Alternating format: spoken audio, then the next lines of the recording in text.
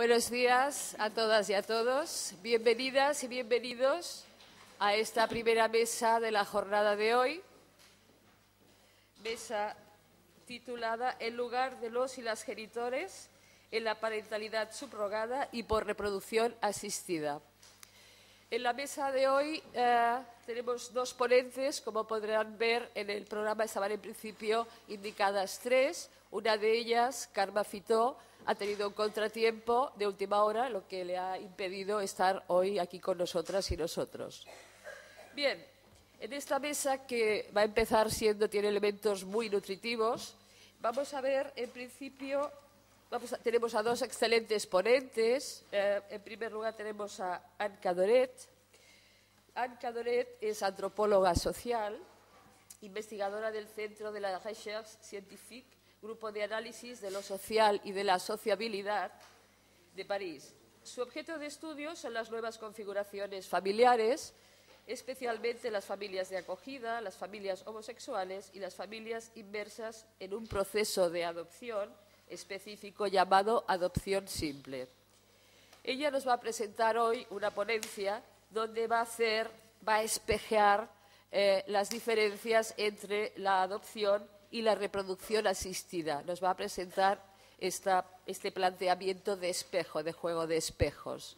Entonces, pues en principio yo cedería ahora la palabra a Anne Cadoret. Bueno, buenos días.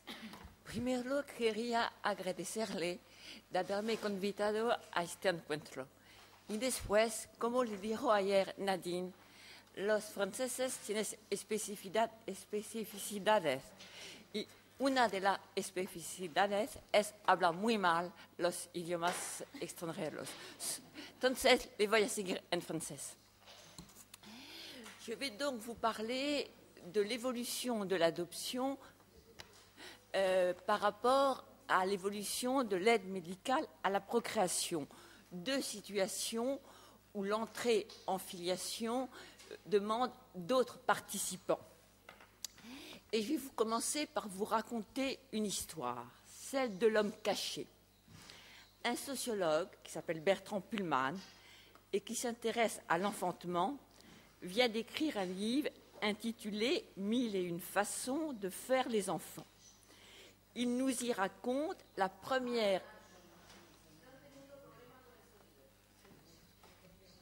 ¿Qué tengo que hacer?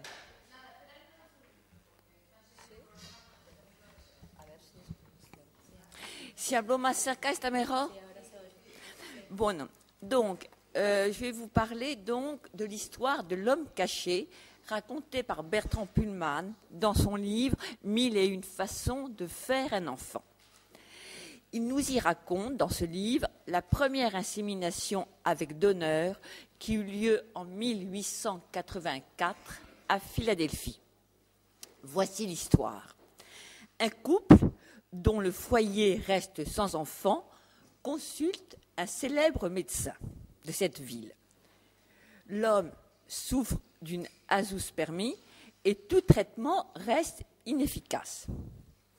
Un étudiant en médecine qui participait aux discussions sur le traitement possible pour permettre à ce couple d'avoir un enfant, aurait dit que la seule solution serait de faire intervenir l'homme caché. Aussitôt dit, presque aussitôt fait.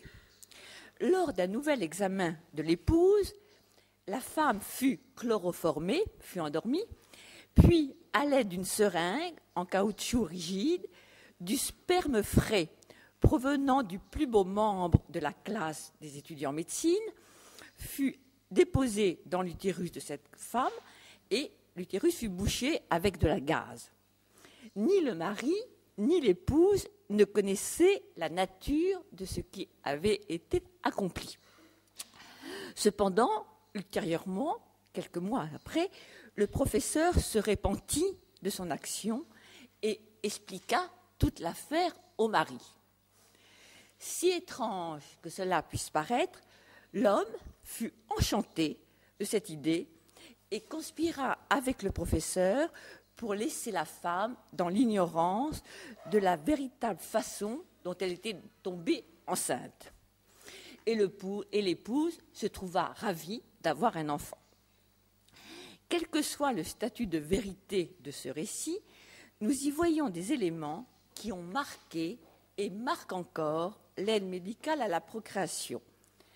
Atmosphère de secret, révélation tardive, acte transgressif, sentiment de culpabilité, volonté plus ou moins ouverte d'améliorer le genre humain avec la sélection du gamète, et enfin, controverse autour de l'instrumentalisation du corps féminin.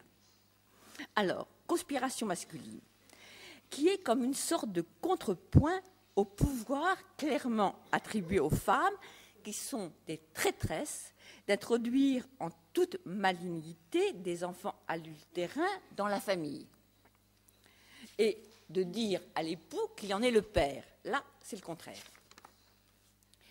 Dans l'histoire racontée, donc de cette histoire à Philadelphie, il n'y a pas tromperie de l'époux, mais tromperie de la femme.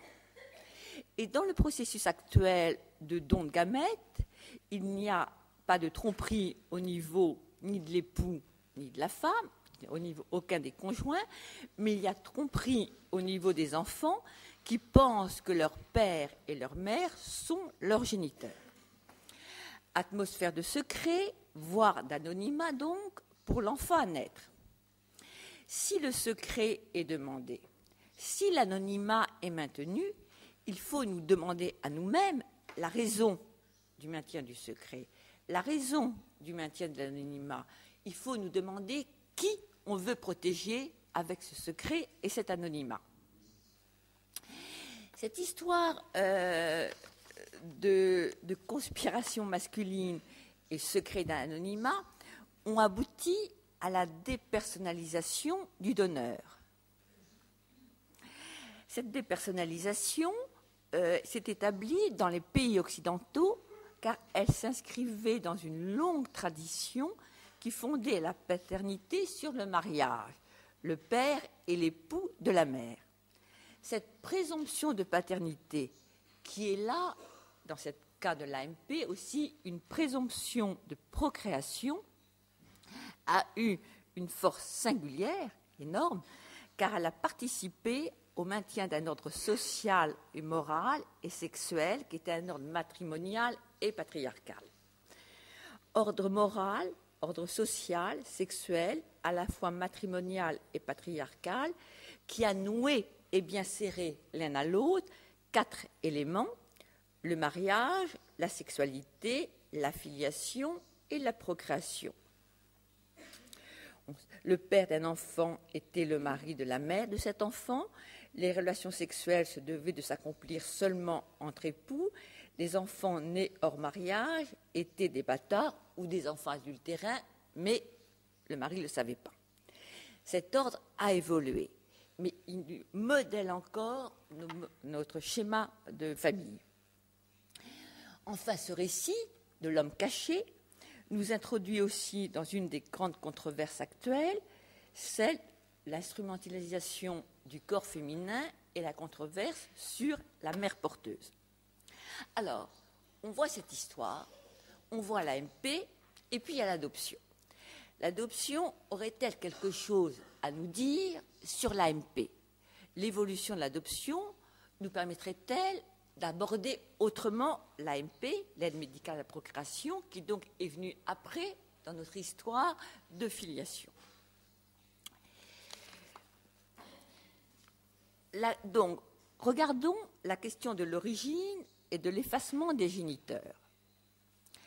Quand nous voyons l'évolution de l'ambiance de l'adoption, du climat de l'adoption, c'est-à-dire l'évolution de la manière dont elle s'effectue, nous constatons que la volonté qu'il y ait eu au début de l'adoption plénière, donc années 70, 60-70 en France, je crois que c'était peut-être années 90 en Espagne, donc cette volonté qu'il y a eu pour effacer les parents de naissance a laissé peu à peu, même si ce n'est pas complètement acquis, et les discussions qu'on a eues hier montrent quand même qu'il y a un mouvement vers cela, a laissé place à une reconnaissance de l'existence des parents de naissance même si les parents adoptifs restent les seuls parents légaux de l'enfant. Nous pouvons penser que nous passons peu à peu d'une logique de substitution de la parenté de naissance à substitution par la parenté adoptive à une logique de continuité d'une histoire. Nous sommes passés donc d'une logique de substitution qui, je reprends là un mot de Sidney Howell, qui parlait de phénomène de transsubstantation du corps. Alors, le corps de l'enfant adopté change d'essence sans changer d'apparence. Et le mot transsubstantation est un mot très fort. Donc, à une idée où il faut reconnaître toute l'histoire de l'enfant. Nous passons peu à peu d'une préoccupation centrée sur les parents, la douleur de ne pas avoir d'enfant, la culpabilité, mais aussi la honte de la stérilité. Et le témoignage que nous avait donné hier, je crois qu'elle s'appelle Lily sur l'adoption, était très parlant à ce sujet. Donc nous sommes passés d'une logique de protection des parents à une logique centrée sur l'enfant et sa construction individuelle. Nous passons peu à peu, parce qu'il ne faut pas non plus penser que tout est acquis, d'une logique de parenté qui dit que les parents doivent faire tout, avoir toutes les fonctions de concevoir, mettre au monde, nourrir, élever, donner un statut à l'enfant, à une autre logique où d'autres personnages peuvent tenir certaines fonctions sans être les parents. Ces personnages étant alors qualifiés de différentes manières. Parents de naissance, géniteur, le père qui m'a élevé, le second mari de ma mère, dans les familles recomposées, ou encore ce que nous disait hier un autre témoignage, je crois qu'elle s'appelait Cruz, la mère de l'âme, la Madre de Alma, qui nous a dit qu'elle se désignait ainsi. Et pourtant, malgré cette évolution de l'adoption, cette évolution en marche, nous voyons que l'aide médicale à la procréation, avec la manière dont est organisé le don de gamètes, puis après le don d'ovocytes, ou encore le recueil d'embryons, n'a rien retenu des leçons de l'adoption.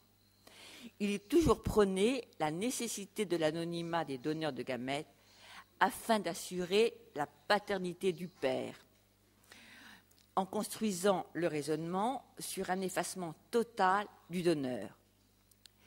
Et le corps médical recueille des gamètes qui sont des simples matériaux génétiques. Le sperme est aseptisé, purifié. Il passe par les stades de la congélation et du réchauffement, comme par une mort symbolique et une résurrection symbolique. Et ainsi, le sperme est devenu gamète. Gamète médicament, qui est le prix à payer pour cette moderne et laïque transsubstantation du corps, nous dit Irène Théry. Et donc, pour cette transsubstantation du corps, il faut l'effacement du donneur. Et c'est très étonnant que Irène Théry emploie le même mot dans l'effacement du donneur de transsubstantation du corps, comme Sidney Howell l'employait pour l'adoption il y a quelques années. Matériel génétique, donc simple matériel, rien du tout, qui pourra faire que le projet parental du père et de la mère prenne corps. Le père est un père comme les autres, nous disent encore les défenseurs de l'anonymat, est un père comme les autres grâce à son projet.